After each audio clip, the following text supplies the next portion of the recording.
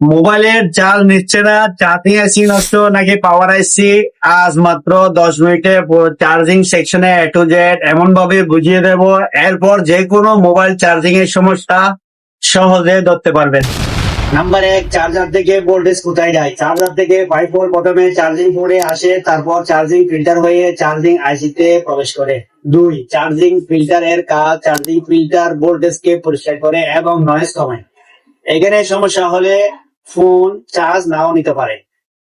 3, charging আইসি এর কাজ charging আইসি হলো চার্জিং সেকশনের মূল কন্ট্রোলার। এর কাজ 5 ভোল্ট ইনপুট গ্রহণ করা, ব্যাটারিকে নিরাপদে 4.2 ভোল্ট পর্যন্ত চার্জ করা, চার্জিং কারেন্ট নিয়ন্ত্রণ করা, ব্যাটারিকে অতিরিক্ত চার্জ থেকে রক্ষা করা।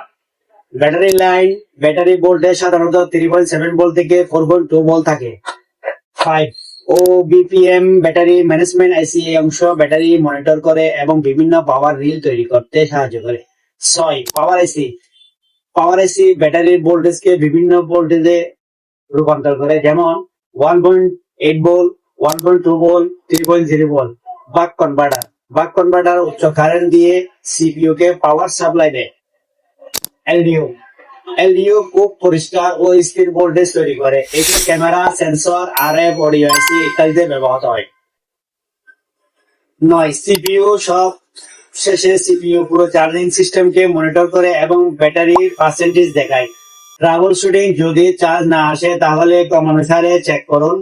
Charging IC port, 5 volt VBUS, charging filter, charging IC, battery connector, battery voltage, power IC, LDO output, CPU communication.